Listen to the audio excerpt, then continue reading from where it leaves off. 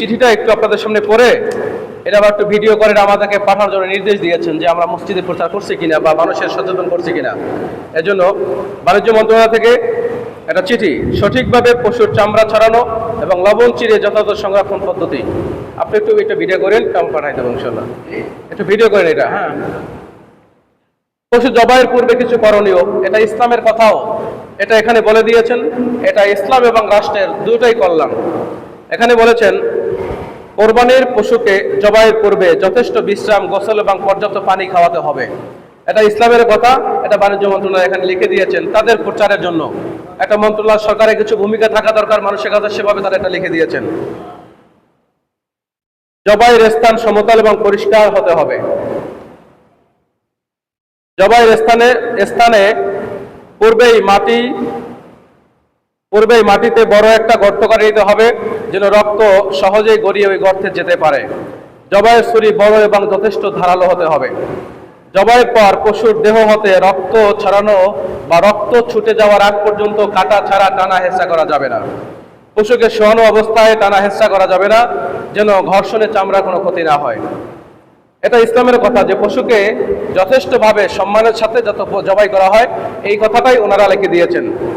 পরিবেশ দূষণ রোধকল্পে কোরবানির বর্জ্য দ্রুত সঠিকভাবে অপসারণ করতে হবে এবং জীবাণুনাশক ছিটিয়ে দিতে হবে। সুবিধাজনক স্থানে অন্য একটি বড় গর্ত করতে হবে, যেখানে গোবর অন্যান্য ময়লা ওই গর্তে রেখে ভালোভাবে ঢেকে দেওয়া যায়, যাতে দুর্গন্ধ বন্ধ হয়ে যায়। এবার অনেকগুলো শর্ত লাগছে, সবগুলো আমি প্রায় কাছাকাছি। জবাইয়ের পর চামড়া আড়াআড়ি কাটার জন্য সুচালো মাথার ছুরি এবং চামড়া ছাড়ানোর জন্য অবশ্যই বাঁকানো ধারালো ছুরি ব্যবহার করতে হবে। কোরবানির পশু জবাই এর পর রক্তমাখা ছুরি কোনোভাবেই চামড়াতে ঘষা মাজা বা চাচা হারা করা যাবে না, চামড়া কোনো ক্ষতি না হয়। এটার একটা হলো ইসলামের বিধানটা বলে দিয়েছেন। আর এটা বললে ওনাদের সুবিধাটা কি, যেহেতু বাণিজ্য মন্ত্রণালয় চামড়া ওনারা বিক্রি করবে না, নিবে। চামড়া যদি এলোমেলো কাটে তাহলে চামড়ার মান নষ্ট হয়ে যাওয়াতে এটা বিক্রির অনুপযোগী হয়ে যায়। অনেকে চামড়া কিভাবে কাটতে হয় জানে না। দুই পায়ের এক মাথা থেকে শুরু করে আরেক পায়ের আরেক মাথা পর্যন্ত আড়াআড়ি করে প্রথমে কেটে নিতে হবে। সামনের পায়ের একদম মাথা থেকে আরেক পায়ের মাথা পর্যন্ত আড়াআড়ি কেটে পরে বুক থেকে নাভি পর্যন্ত, লেজ পর্যন্ত মাঝখান দিয়ে টেনে এই চামড়াটা এই পদ্ধতিতে কেটে তারপর আস্তে আস্তে ছড়াতে হবে।